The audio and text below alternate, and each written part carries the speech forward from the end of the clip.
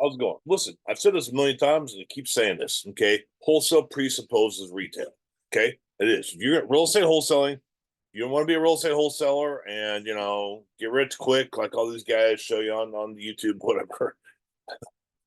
Look, you're not going to get rich quick doing this. Okay. It's 20 grand a month isn't rich. But anyway, I digress. If you want to make money in this, a legitimate, honest business, okay, in real estate wholesaling, and you can provide for your family and everything else, and you can actually grow. But if you want to do this as starting out with a wholesaler because you don't have a whole lot of money to get into real estate, okay, you need to understand wholesale presupposes retail, which means you need to understand how the retail things work because you're part of if you want to make money in this, you want to make 20, 30 grand a month, whatever you're trying to make, okay, you got to understand you're part of a bigger whole of things. You're not just by yourself, okay? And so what you're going to want to do is, obviously you're going to have a buyer, and the buyer is going to want to buy the product that you were assigning to them, your equitable interest, so that they can make money, okay? And how are they going to make money, okay? Have you thought about that? Well, let me talk about that for a little bit, okay? Your buyer is taking a huge risk. Okay, they're going to use their own money or go into debt. Okay, to buy this property for $200,000, $300,000, whatever. Okay, not just buy the property, but then they're furthermore going to start fixing it up, putting a new roof on there for 20 grand, putting new windows in for $10,000. A new kitchen another 20 grand, whatever it is. Okay, right? They're going to do that out of their own pocket, okay, or they're going to borrow money to do it, okay, and borrow money ain't cheap, okay, especially those kinds of loans are expensive, okay. So it's huge risk for your buyer, okay. And they're going to spend it, so they're going to pay you an assignment fee. They're going to fund the house. They're going to fund all the rehab, okay, either their own cash or borrow it, okay.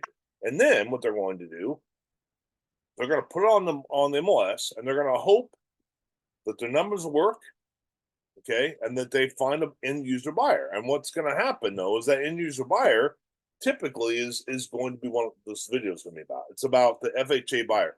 FHA is a gold standard for real estate. And what I mean, FHA is essentially a government backed, government backed loan, okay, that most people qualify for. Okay, and I say most people. There's other kinds of loans out there, but FHA is it's little money down, hardly any money down. Okay, that kind of thing. So if you can make it so that people with no money down can get this loan, okay, chances are you're going to be able to sell it to everybody. And that's the way it is. Okay, so here's the point: FHA loans are the gold standards. What every house needs to be,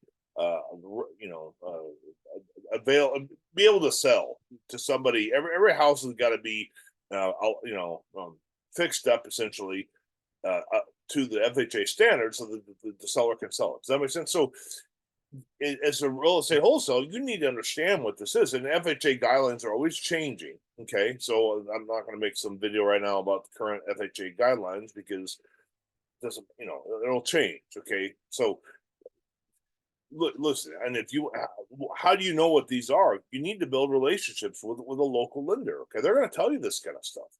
Okay, but some of these guidelines are pretty straightforward. I mean, you want essentially what for your rehab costs. Not only does the house have to look nice and all that kind of stuff, which it should, right, for your buyer, but also it needs to be financeable. FHA is the point. Okay, and so you want to make sure there's no earth to, so a couple of things are really blaring out. I mean, these are important for you to know is no earth to wood contact. Okay, when you're looking at a house and if the house is, say the house is here, the ground sloping like that, somebody's going to have to make it go like that. Okay, that's going to be an issue. Okay, peeling paint, things like that. Okay, a leaking roof.